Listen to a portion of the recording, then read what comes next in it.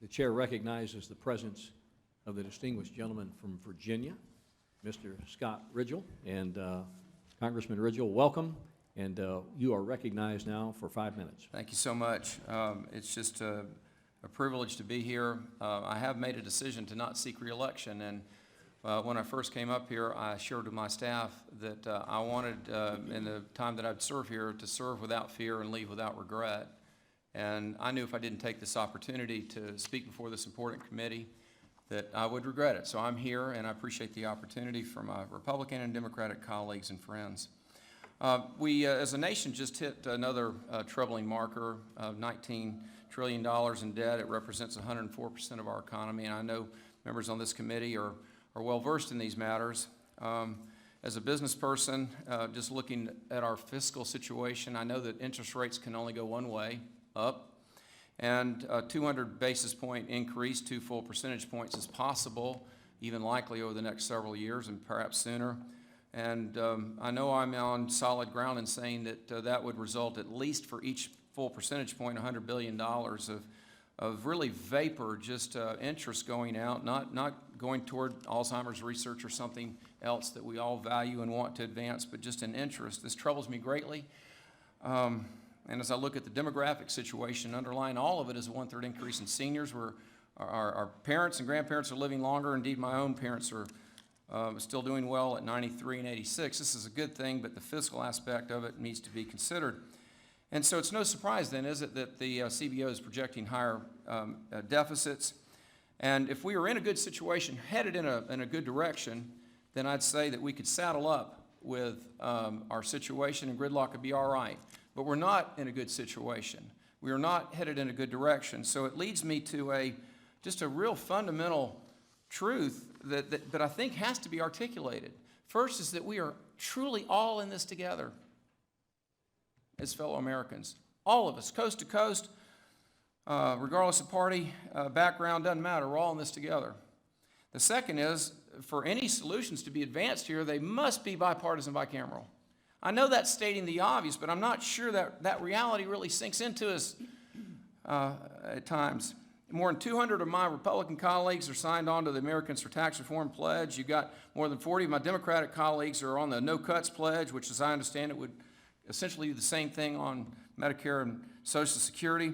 So we're starting out in a really difficult situation. And that's why I see the importance of this committee.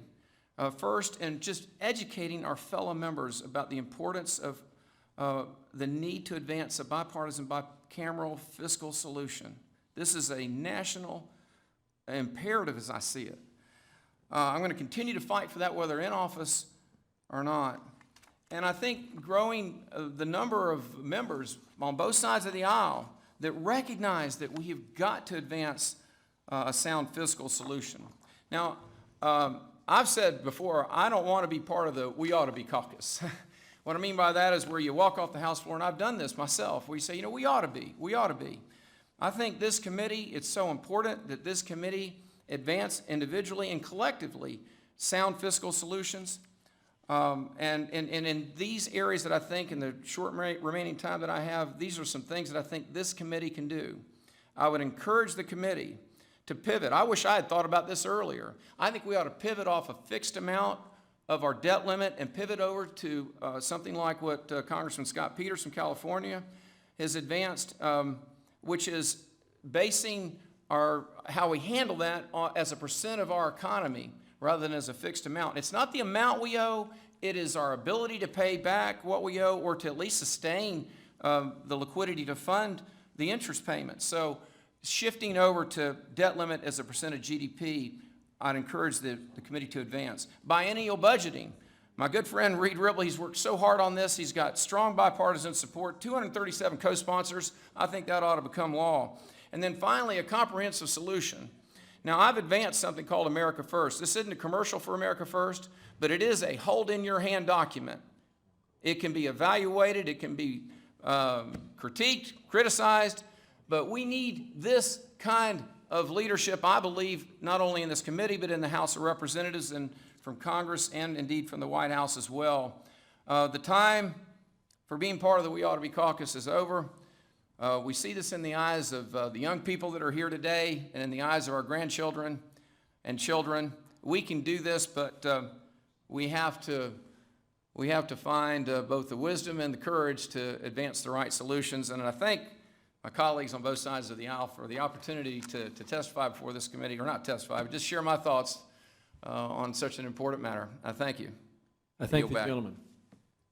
Mr. Yarmouth, any comments? And it should be noted, Mr. Rigell, as he indicated, is leaving Congress after this term, and we wish you very well in your future endeavors. Well, I'm going to miss my colleagues here, Mr. Yarmouth. I appreciate your service, sir. And Steve, thank you so much for your service as well. Thank you.